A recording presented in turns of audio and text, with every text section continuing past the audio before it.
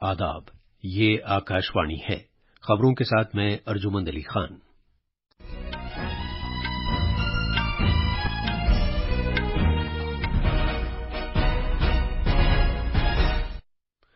वजीर आजम नरेंद्र मोदी आज दोपहर 4 बजे लोकसभा में अदम एतमाद की तहरीक पर बहस का जवाब देंगे। आरबीआई ने रेपो रेट में कोई तब्दीली नहीं की है और इसे 6.5% पर बरकरार रखा है। मरकजी बैंक ने डिजिटल तरीके से लेन देन को फरोग देने की गरज से यूपीआई लाइट के लेन देन की हद ₹200 से बढ़ाकर ₹500 कर दी है। अमरीकी सदर जो बाइडेन ने कलीदी टेक्नोलॉजी से मुतालिक उन सनतों में अमरीकी सरमायाकारी पर पाबंदी लगा दी है जिसे चीन की फौजी सलाहियतों में इजाफे के लिए इस्तेमाल किया जा सकता है।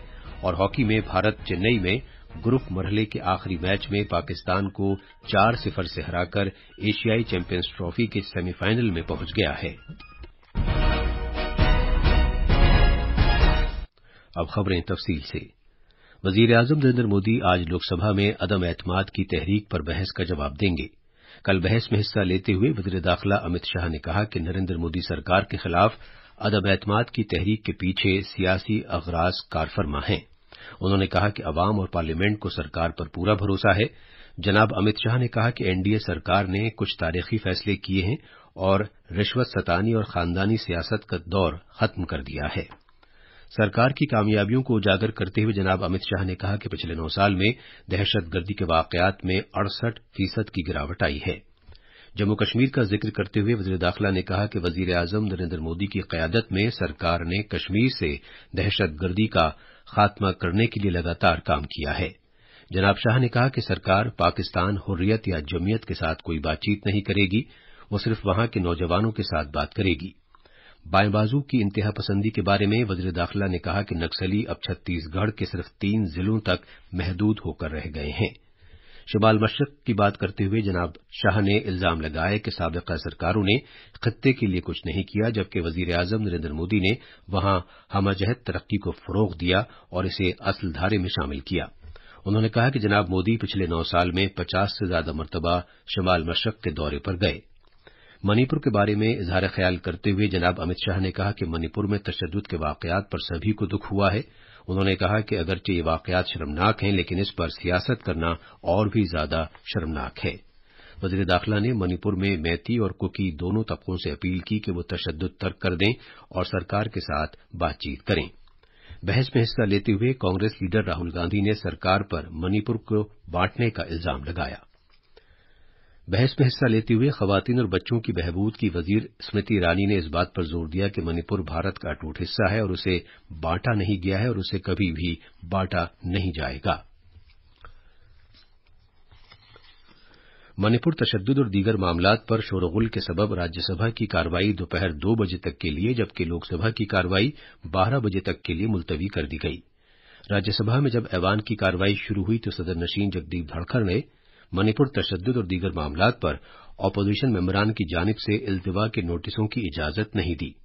ऐवान के रहनुमा पीयूष गोयल ने मणिपुर मामले पर बहस के लिए ऐवान का कामकाज न चलने देने का मामला उठाया। उन्होंने कहा कि उन्होंने तातुल खत्म करने के लिए एक काबिल कबूल हल तलाश करने की खातिर अपोजिशन पार्टियों से राब्ता किया, लेकिन वो ऐवान में वजीर आजम नरेंद्र मोदी के बयान का मुतालबा करते हुए जिद पर अड़ी हुई हैं। उन्होंने कहा कि वजीर आजम के बयान के मुतालबे को उन्होंने मुस्तरद किया और अपोजिशन पर तातुल खत्म न करने का इल्जाम लगाया। डीएमके के तिरुचि सिवा ने कहा कि अपोजिशन ने ऐवान के सभी कामकाज को मुअत्तल करके ज़ाब्ता नंबर 267 के तहत मणिपुर मामले पर बहस का मुतालबा किया है, लेकिन हुकूमत ज़ाब्ता नंबर 176 के तहत मुख्तसर बहस पर जोर दे रही है।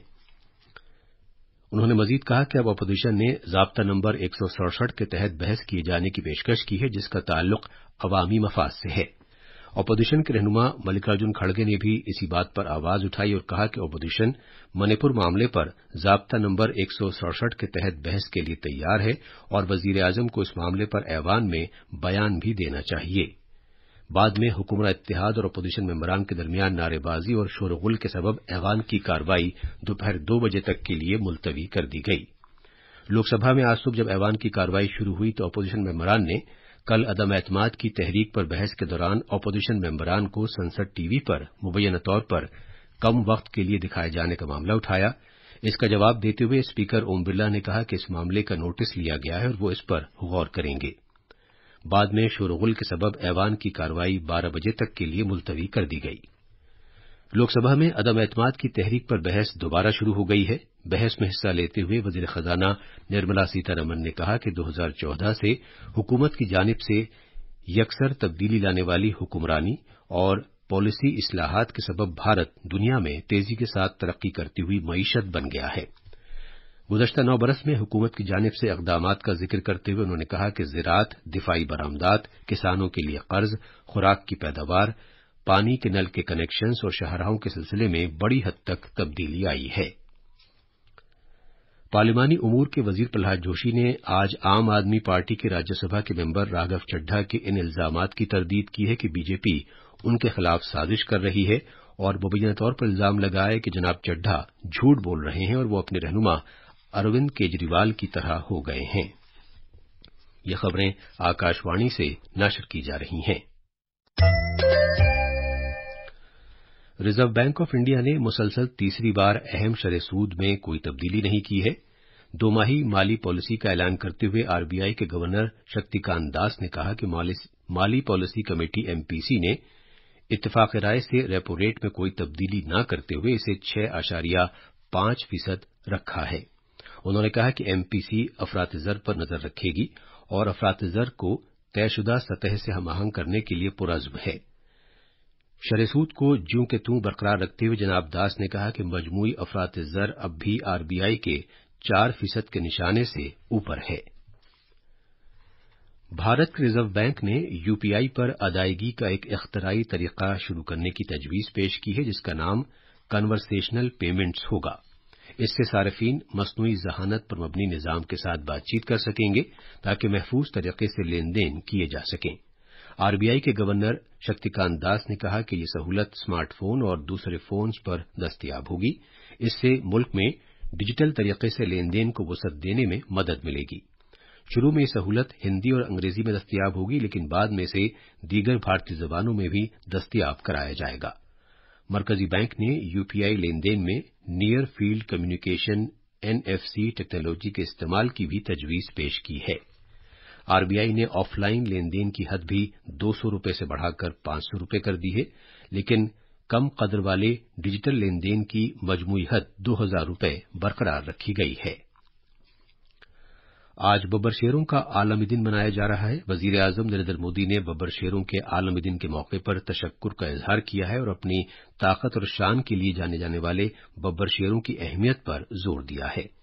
एक ट्वीट में वजीर आजम ने भारत में एशियाई बब्बर शेरों को पनाह फराहम किए जाने पर फख्र का इजहार किया। अमरीकी सदर जो बाइडेन ने क्लीजी टेक्नोलॉजीज से मुताल्लिक उन सनतों में अमरीकी सरमायाकारी पर पाबंदी लगाए जाने के एक हुक्म पर दस्तखत किए हैं जिसे चीन की फौजी सलाहियतों को बढ़ाने के लिए इस्तेमाल किया जा सकता है। सदर बाइडेन ने तशवीश वाले ममालिक के जरिए हसास टेक्नोलॉजीज और फौज इंटेलिजेंस निगरानी या इस तरह के मुल्कों की साइबर सलाहियतों में इजाफे के खतरे से निपटने के लिए इस कदम को एक कौमी इमरजेंसी करार दिया है। एशियाई हॉकी चैंपियंस ट्रॉफी में भारत ने कल रात चेन्नई में अपने आखिरी लीग मैच में पाकिस्तान को 0 के मुकाबले 4 गोल से शिकस्त दी और सेमीफाइनल में दाखिल हो गया। भारतीय कप्तान हरमनप्रीत सिंह ने 2 गोल किए, जबकि जुगराज सिंघा और मनदीप सिंह ने 1-1 गोल किए। भारतीय टीम इस टूर्नामेंट में कोई भी मैच नहीं हारी है। आखिर में खास खबरें एक बार फिर। वजीर आजम नरेंद्र मोदी आज से पहर 4 बजे लोकसभा में अदम एतमाद की तहरीक पर बहस का जवाब देंगे। आरबीआई ने रेपो रेट में कोई तब्दीली नहीं की है और इसे 6.5% पर बरकरार रखा है।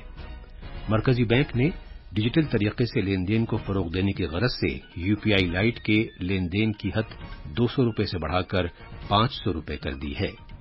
अमरीकी सदर जो बाइडेन ने क्लीजी टेक्नोलॉजी से मुताल्लिक उन सनतों में अमरीकी सरमायाकारी पर पाबंदी लगा दी है जिसे चीन की फौजी सलाहियतों में इजाफे के लिए इस्तेमाल किया जा सकता है। और हॉकी में भारत चेन्नई में ग्रुप मरहले के आखिरी मैच में पाकिस्तान को 4-0 से हराकर एशियाई चैंपियंस ट्रॉफी के सेमीफाइनल में पहुंच गया है। इसके साथ ही खबरों का ये बुलेटिन खत्म हुआ।